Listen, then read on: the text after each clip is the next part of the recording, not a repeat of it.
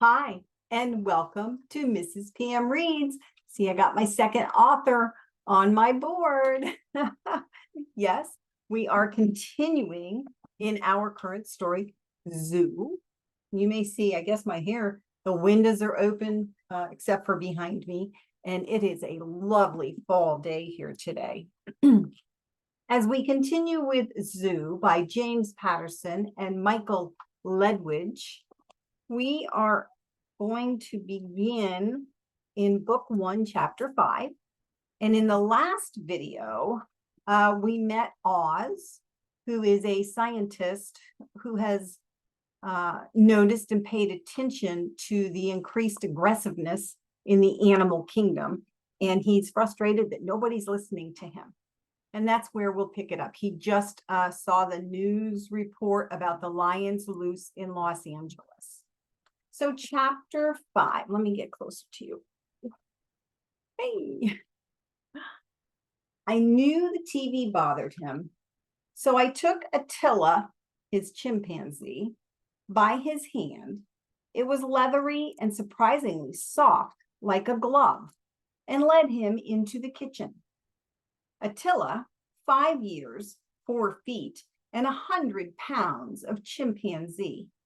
For breakfast, I gave him a mango, a stack of fig Newtons, which he went ape over, haha, and half a leftover turkey club.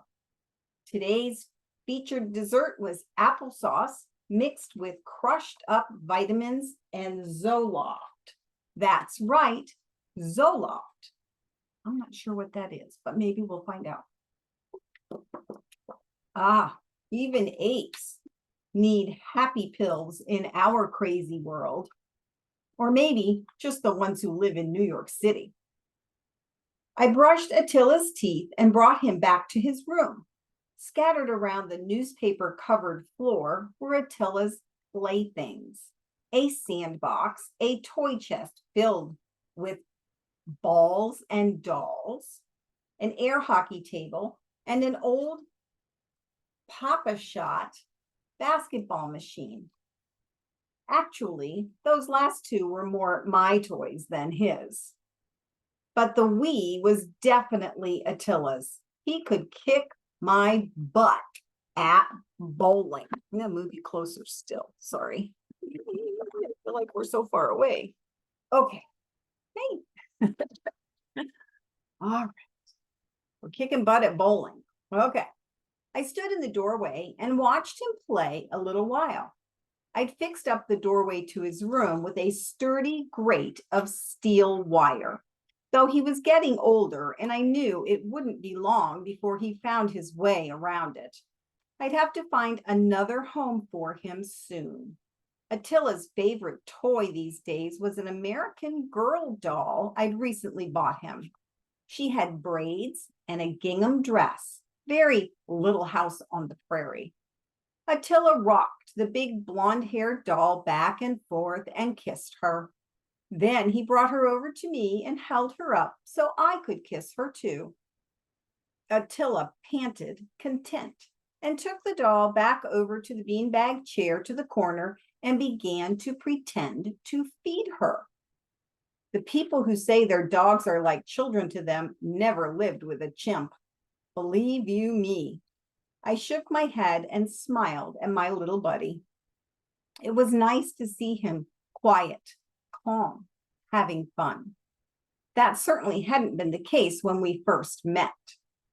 I found Attila 2 years before at the Willis Institute, a South Jersey biomed shop where I'd been hired as a lab temp. I was cleaning up late on my second day when I opened a door, and there he was. The cutest damn 3-year-old ape you ever saw, lying there with his pink face pressed against the cold bars of his tiny cage. He was staring at me miserably, his eyes red-rimmed, his nose running to beat the band. Most biomedical research with chimps works like this.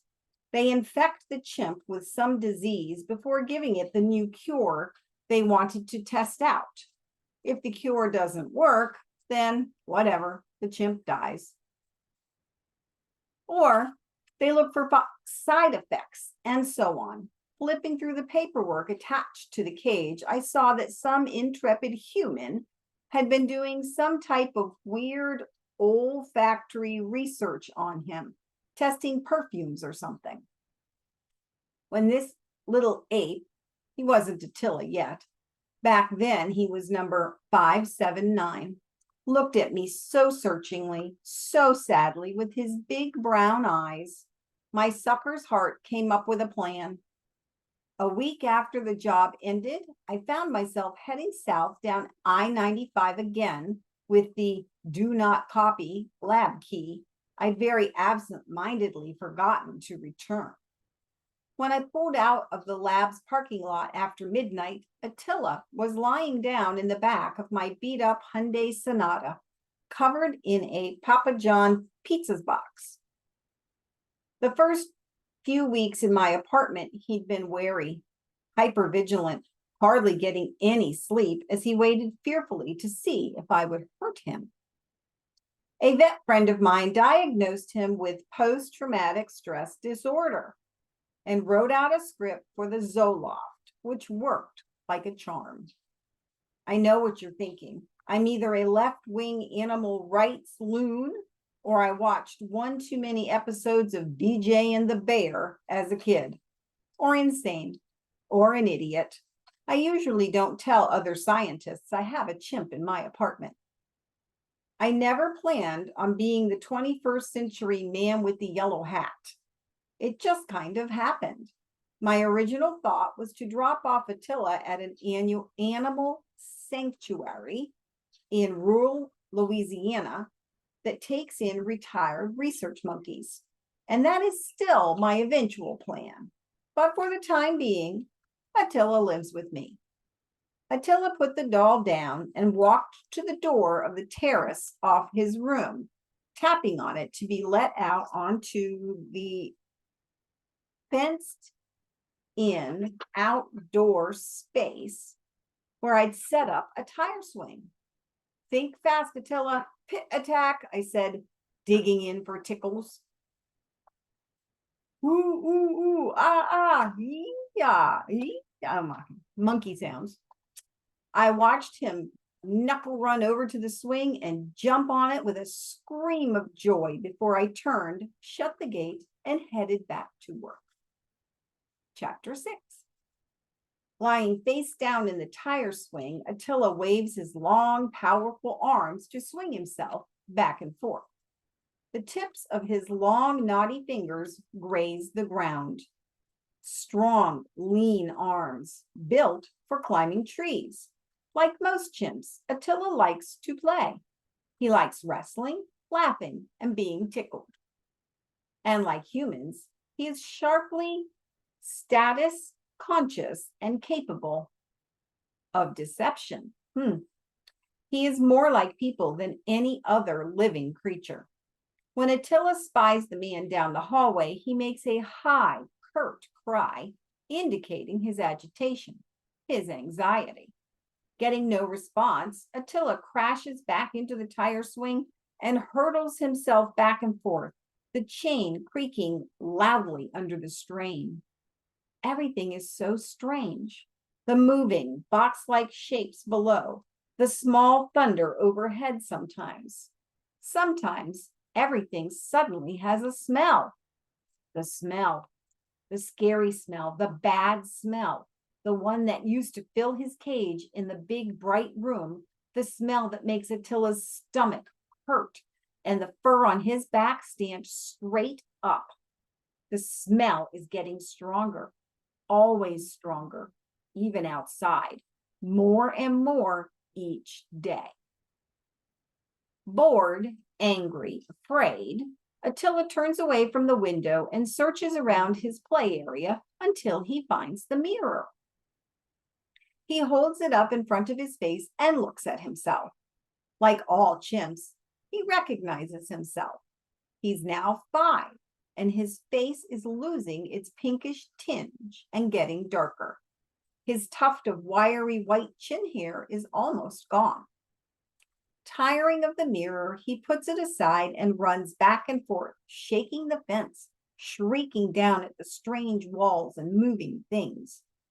After a while, he begins to amuse himself by tossing around the stuff on the terrace. The plastic chair, the Thomas the Tank Engine big wheel.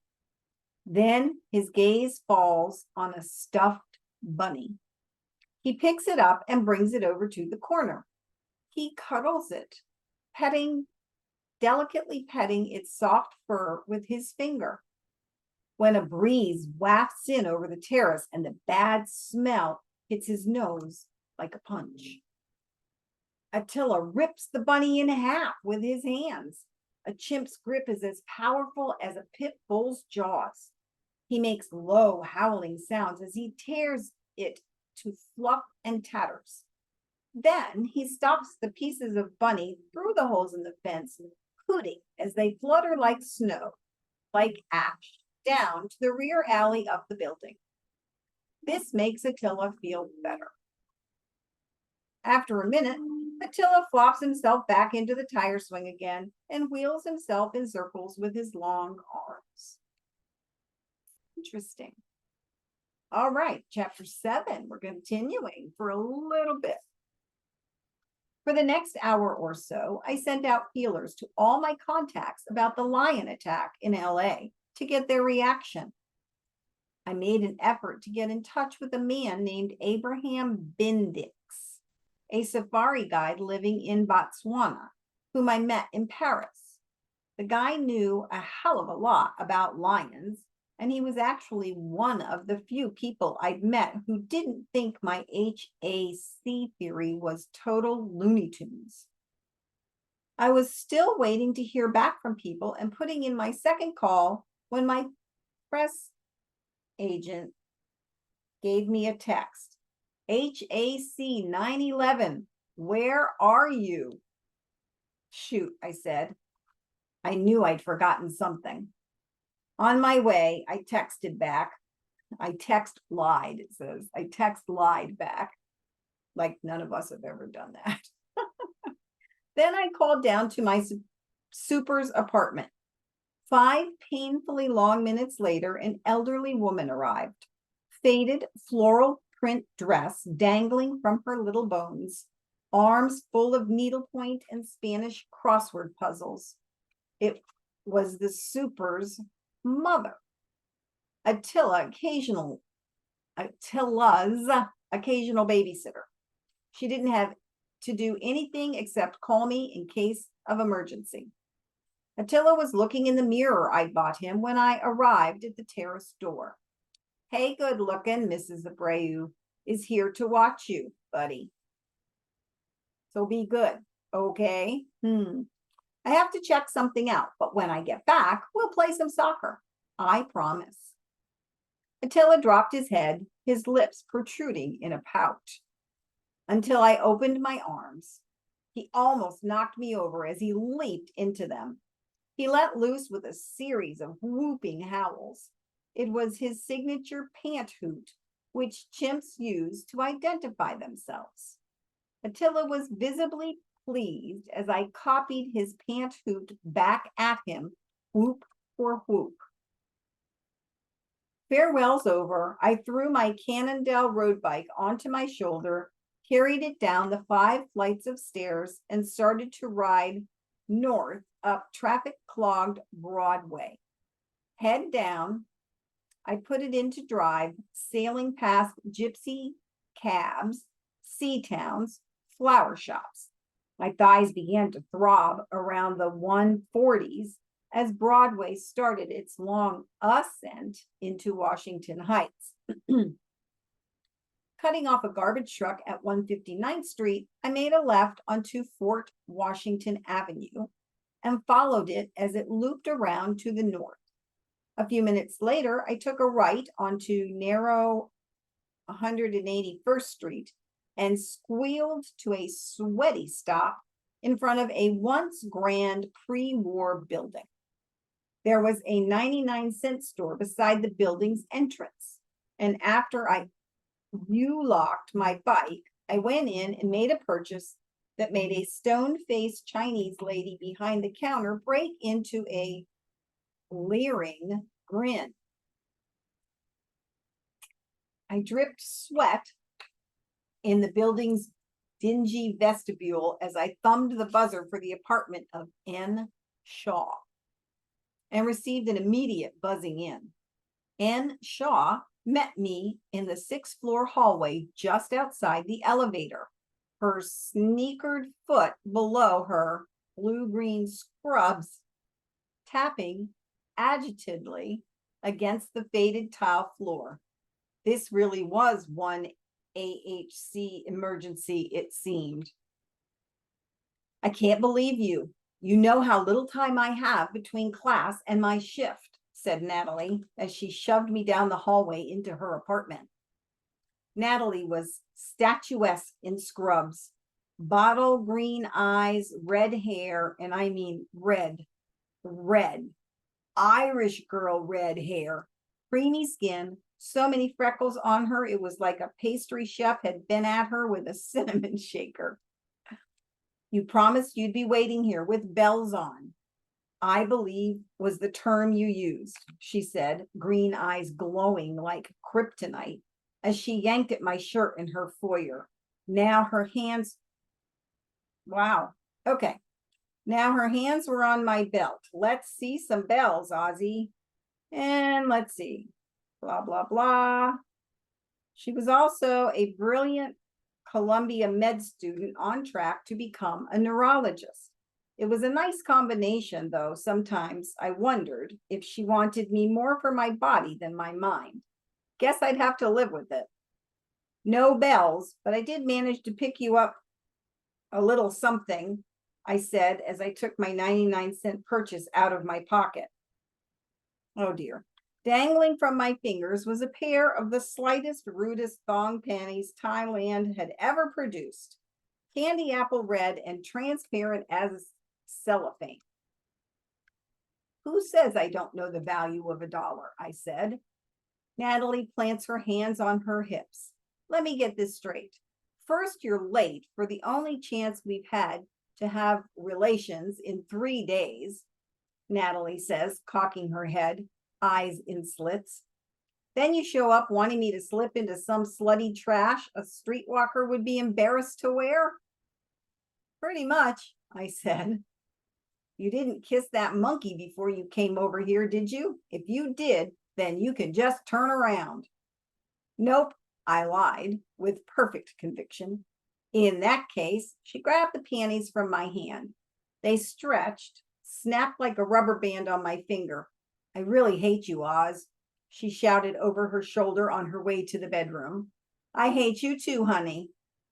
Get on the couch, she ordered from behind her open bedroom door. I could just see her shimmying the panties up her legs in the bedroom mirror. Take off your shirt, leave the pants. I want to, oh my gosh. I want to undo the belt myself. Okay, so we know what's going to happen there. And that's where we're going to stop. I don't think it goes to, I don't think we get too detailed here in the next chapter. It's kind of a recap of them being finished. So anyway, that was chapters 5 through 7. We're getting to know Oz a little bit better. I'm not sure about the babysitter for Attila. Sounds like there might be a problem there. Who knows at this point? We're just kind of getting into the story and getting to know the characters and the animal traits and the bad smell. That's an interesting point. Anyway, I hope you enjoy your day. Thank you so much for joining me, and I will see you next time. Bye.